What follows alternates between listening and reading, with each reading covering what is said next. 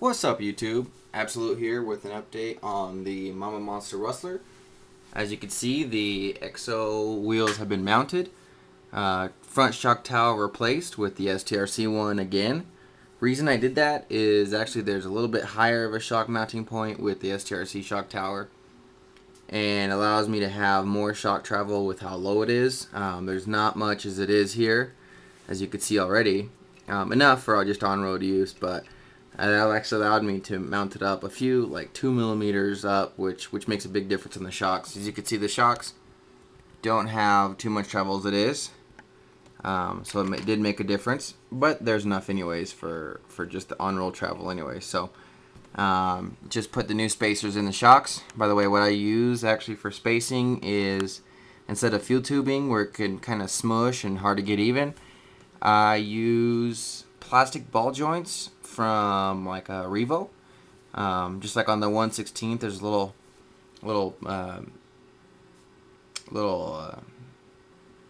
plastic ball studs and rod ends. I use those, and they fit perfectly over the shock cap, all snug. And then I actually use some of the pieces of the shock rebuild kit for any extra millimeter or two that I need. Works out real nice. So instead of fuel tubing, that's what I use. Works real good there. And yeah, so then I made some adjustments, of course, on the camber and toe, so that they're all nice and straight.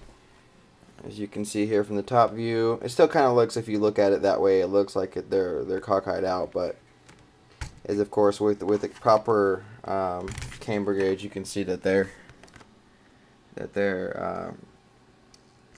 nice and straight. It's actually towed in about 1 millimeter right there. You can kind of see. So. But they look good for sure. Definitely get them low to get a low ride height. You can kind of see the ride height that we got here. Out of the way. There's the ride height.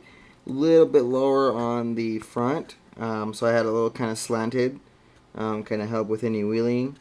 That was kind of my intentions. So it's like a millimeter or two lower on the front than it is on the back on ride height. And that was for a purpose right there.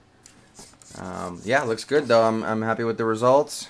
As maybe seen in my other video, the AK Racing 17mm adapters are installed. No slop on the wheels there, except for I'm getting some slop on the inside of the barrel crank steering. If you kind of move them around, there's slop right there from that little screw right there. You can kind of see it flopping around. Besides that, there is no slop on the wheel hardware itself. There's no slop from it clicking back and forth, so that's real nice. That'll help, of course, with stability and all. Same thing for the rear, nice and free flowing, but no slop. None of that clicking. If you push back and forth, there's none of that clicking. Yet nice and unbinding. One tip I wanted to give is probably some people trying to mount their batteries, and if they want to mount anything on top, including the speed control on this tray. First thing, there's two different sizes of these trays. A lot of people don't know of the same version of the tray. I'm not sure which one's newer, which one's older, but there's this version here. It's all flat and it's a little bit bigger, and it's actually a little bit higher. And there's actually also this version as well. Here, it's got these little sidebars and actually sits just a little bit lower when you put it on. This one, as you can see, the one that's on here is longer. So if you're interested in mounting your speed control up top, but you end up mounting it and it just didn't fit the way some people do it, then if you use this piece here, and then you're actually able to mount the speed control holder, and then you're able to try to get a view here. You're able to drill in a hole in the shock tower and mount that speed controller. Flip it around because there's a little lip on that. And that's right. There you go. So that way you can actually kind of drill a hole like right there, and then have it sit there to hold your speed control on top. So if you ever run out of issue, one other one too as well is, I know some people have issues with their batteries going underneath and doesn't fit, and then you also don't want to install a Traxxas battery extender because it's a long post, and so it would sit too high in that case. So same thing as what I found here. So what I did is this. I actually used, instead of using that, let's flip around the other way. I used some axial posts. I used, in this case, 3x6 And actually the Traxxas ones is 3x15. And I'll show you guys an example here what I'm talking about. Here we got the Traxxas posts for the battery extension kit that they sell. You got that's on the far left. That's the 3x15 mm posts.